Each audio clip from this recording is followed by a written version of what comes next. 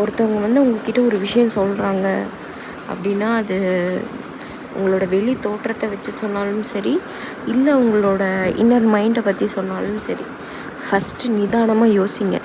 இவங்க இதை சொல்கிறதுக்கான காரணம் எதுவாக இருந்திருக்கும் அப்படின்னு. சொல்கிறவங்களாம் தப்பான பீப்புளாக இருக்கணும்னு கிடையாது, அதே மாதிரி சொல்கிறவங்களாம் நல்லவங்களாக இருக்கணும்னு கிடையாது.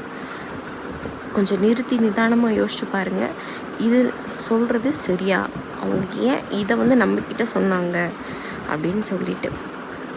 ஏன் நான் சொல்கிறேன்னா, நான் ஆக்சுவலாக ஸ்கூலுக்கு சைக்கிளில் தான் போயிட்டுருந்தேன். சம் இஷ்யூ என்னால் போக முடியல.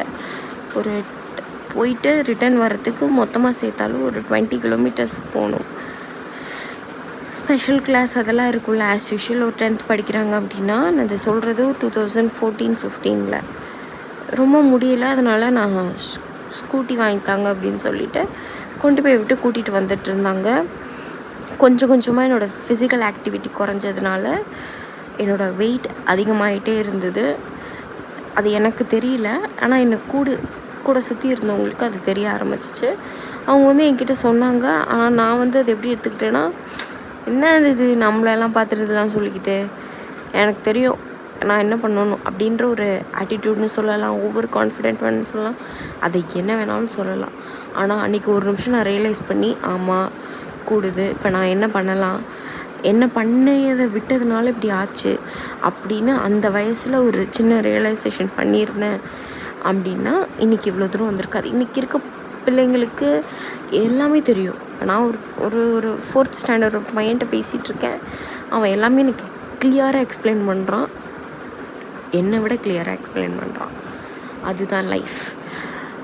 ஆனால் அன்றைக்கி எனக்கு எதுவும் தெரியல, அப்படியே போச்சு. திரும்ப என்னோடய காலேஜ் போச்சு. நான் எடுத்த ப்ரொஃபஷனும் டோட்டலாக ஒரு சிட்டிங் ப்ரொஃபஷன். பாதிக்கு பாதி நேரம் உட்காந்துதான் இருப்பேன், இல்லைன்னா படுத்திருப்பேன், அவ்வளோதான். அந்த மாதிரி ஒரு ப்ரொஃபஷனில் தான் என்னோடய காலேஜ் டேஸும் போச்சு.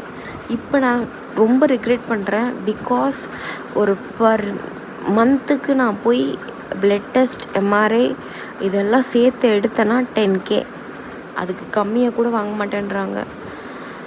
இப்போ நான் ஃபீல் பண்ணுறேன், நான் சரி பண்ணணும்னு நினைக்கிறேன். பட் என்னால் அந்த பெயினை வந்து பியர் பண்ண முடியலை. So many problems, lots of issue. அதை உங்களுக்கு லிஸ்ட்டு போட்டு அடுத்த ஒரு 3 நிமிஷத்துக்கு பேசலாம். என்னோடய ஹெல்த் இஷ்யூஸை மட்டும் பற்றி பேசணுன்னா இப்போ நான் எல்லாத்தையும் சரி பண்ண ரெடியாக இருக்கேன், ஆனால் எதுவுமே சரியாக ரெடியாக இல்லை. அதனால் உங்களால் இப்போதைக்கு இதெல்லாம் சரி பண்ணிக்க முடியும்னா சரி பண்ணிடுங்க. டாடா பாய்.